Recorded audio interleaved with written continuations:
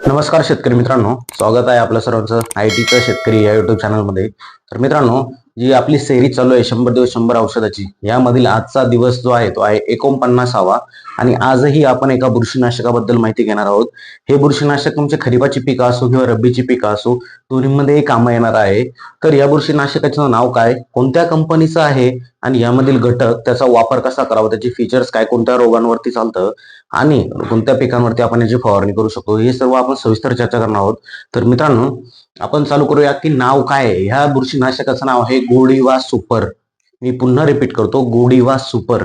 आता गोडीवा आणि Godiva super हे दोन वेगळे बुरशीनाशक आहे, दोन वेगळ्या कंपन्यांचे आहे. आपण जे बघत आहोत गोडीवा सुपर हे धानुकाचं प्रोडक्ट आहे, धानुका कंपनीने बनवलेलं गोडीवा सुपर.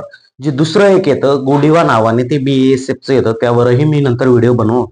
पण आज जे बघत आहोत आपण, धानुकाचं गोडीवा सुपर हे बुरशीनाशक बघत आहोत. त्याचा मोड ऑफ ऍक्शन, काम करण्याची पद्धत कशी आहे, तर ती आहे आंतरप्रवाही.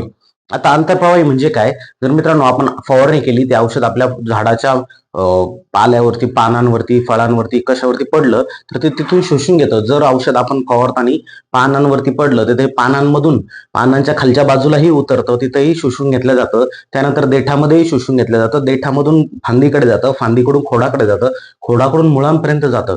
म्हणजे पानापासून तर मुळांपर्यंत जर हे शोषलं जातं. तर जर आपण ड्रिंचिंग जर केली, आळवणी जर केली, बुडाला जर टाकलं, बुंद्याला जर टाकलं, ड्रीप वाटे म्हणा, किंवा आपण एखाद्या मग्याच्या सहाय्याने जर टाकलं, तर ते मुळांपासून शेंड्यापर्यंतही शोषून घेतलं जातं. म्हणजे खालनं वरी, वरनं खाली, हे दोनही प्रकारे काम करतं. पूर्ण झाडामध्ये हे शोषून घेतलं जातं, झाड त्याला ऍब्सॉर्ब करतं, त्यामुळे ते दीर्घकाळ टिकून राहतं. झाडामध्ये एकदा उतरलं की ते टिकून राहतं. म्हणजेच काय की दीर्घकाळ नियंत्रण आपल्याला भेटतं. जिथे जिथे आपल्याला सिस्टेमिक म्हणजे आंतरप्रवाही औषधं भेटतात मित्रांनो, ते दीर्घकाळ नियंत्रण देतात. आता पुढची गोष्ट काय की हे कोणत्या ग्रुपशी बिलॉंग करतं. ट्रायझोल ग्रुप आणि स्ट्रोबिल्युरिन ग्रुप हे दोन ग्रुप आहे फंगीसाइडचे. म्हणजे बुरशीनाशकांचे जे ग्रुप असतात, ग्रुप वाईज बुरशीनाशके हे डिवाइड केले जातात, कॅटेगरी वाईज हे सेक्शन आहेत त्याचे. तर त्यामधील ट्रायझोल आणि स्ट्रोबिल्युरिन ग्रुपचं हे आहे औषध. तर यामध्ये कंटेंट काय मित्रांनो, पहिला कंटेंट आहे ॲझॉक्सिस्ट्रोबिन 18.2% SC फॉर्म्युलेशन. काय बोललो मी, धानुकाचं जे येतं प्रोडक्ट गोडीवा सुपर, यामध्ये ॲझॉक्सिस्ट्रोबिन प्लस डायफेनकॉनॉझॉल 18.2%, दोनही घटक, ॲझॉक्सिस्ट्रोबिन आणि त्यानंतर डायफेनकॉनॉझॉल हे दोन घटक येतात मित्रांनो. हे दोनही घटक जे आहे हे 18.2% SC फॉर्म्युलेशन. आता SC फॉर्म्युलेशन म्हणजे काय, प्रत्येक व्हिडिओमध्ये जे जे फॉर्म्युलेशन आहे मी प्रत्येक सांगत आलो, आजही सांगणार आहे की SC फॉर्म्युलेशन म्हणजे काय, बारीक पिठी साखरी सारखे घन पदार्थ किंवा बारीक आपलं खाण्याचं मीठ जे असतं त्यासारखे घन पदार्थ जर एखाद्या दह्यासारख्या पांढऱ्या द्रवामध्ये मिक्स करून बाटलीत टाकून आपल्याला दिले जातात, ते झालं SC फॉर्म्युलेशन. कसं SC फॉर्म्युलेशन, बारीक पिठी साखरेसारखे घन पदार्थ, बरोबर, ते काय केलं जातं, दह्यासारख्या द्रावणामध्ये पांढऱ्या रंगाच्या बाटलीत टाकून आपल्याला दिले जातं, ते झालं SC फॉर्म्युलेशन.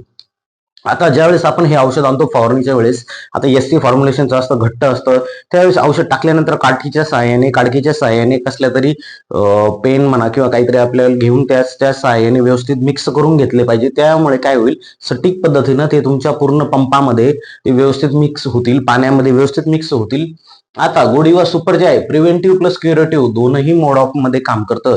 म्हणजे काय की तुमच्या प्लॉटमध्ये बुरशी येण्याच्या अगोदर, बुरशीजन्य रोग होण्याच्या अगोदर जर तुम्ही गोडीवा सुपर जर फवारलं, याची फवारणी केली, तर ते प्रिव्हेंटिव्ह म्हणजे येण्याच्या अगोदर जर मारलं तर येऊनच देणार नाही.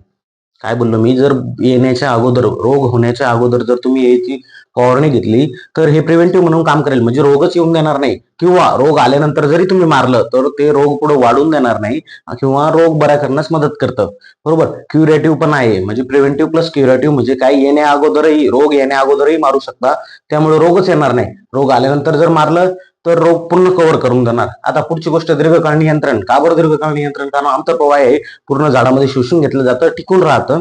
याचं प्रमाण किती घ्यायचं, 1 मिली प्रति लिटर प्रमाणे तुम्ही हे घेऊ शकता. गोडीवा सुपर प्रादुर्भाव जास्त असेल तर तुम्ही 1 मिली नाही घ्या. आता पुढची गोष्ट मित्रांनो काय की, हे झालं औषध, हे झाले त्याचे ॲझॉक्सिस्ट्रोबिन प्लस डायफेनकॉनॉझॉल घटक. आता हे मारायचं कधी, जर तुमच्या प्लॉटमध्ये करपा असेल. आता करपा मी प्रत्येक व्हिडिओमध्ये सांगत आलो, करपा ओळखता आला पाहिजे. करपा 3 प्रकारचा असतो मित्रांनो. एक तुमचा जांभळा करपा, 2 नंबरचा तपकिरी करपा, काळा करपा. जांभळा करपा जो असतो मित्रांनो, जांभळा करपा, अल्टरनेरिया पोरी नावाची बुरशी. काळा करपा म्हणजे कोलिटोट्रिम बुरशी. 3 नंबरचा जो तुमचा तपकिरी करपा आहे, तपकिरी करपा येतो स्टेम फिलियम नावाची बुरशी. ह्या तीनही बुरशींचे नावं आहे, जशी माणसाला नावं असतात तशी बुरशींलाही नावं असतात. अल्टरनेरिया पुरी, कोलिटोट्रियम, त्यानंतर स्टेम फिलियम नावाची बुरशी. या तीनही बुरशांना मारण्याचं काम करून करतं गोडीवा सुपर करतं. म्हणजे तुमचा कांदाही सक्सेस झाला, लसूणही सक्सेस झाला, बरोबर. मकावरती कधी कधी करपा येतो, तीही सक्सेस होणार. भुरी, द्राक्षे, टोमॅटो, मिरची, भुरी, शीट ब्लाइट म्हणजे पानं जळणे किंवा पानांवरती असं तपकिरी कलर येणे, राखाडी कलर येणे, करपल्यासारखे होणे. शीट ब्लाइट ही तिथे एक काम करतं, शीट ब्लाइट साठी काम करतं, भुरीसाठी, करप्यासाठी हे काम करतं मित्रांनो. कांद्यावरती तुम्ही फवारणी करू शकता, ह्याच पिकांवरती फवारणी करू शकता मित्रांनो. जर लसूण असेल, मिरची असेल, टोमॅटो, द्राक्षे, मका यासाठी या रोगांवरती आपण फवारणी घेऊ शकतो. गोडीवा सुपरची, गोडीवा हे औषध वेगळं आहे, गोडीवा सुपर हे वेगळं आहे. दोन्हीच्या कंपन्या वेगळ्या आहे, दोन्हीचे कंटेंट वेगळे आहे मित्रांनो. कन्फ्युजन करून घेऊ नका. मी पुन्हा सांगतो, गोडीवा आणि गोडीवा सुपर हे वेगळं आहे, कंटेंटही वेगळे आहे. तर मित्रांनो, औषध आणलं, फवारलं, या पिकांवरती हे रोग जर असेल तर मारलं. आता काय करायचं, आता एक लाईक मारा व्हिडिओला, आणि व्हिडिओ माहितीपूर्ण असेल वाटला असेल तर कमेंटमध्ये लिहा.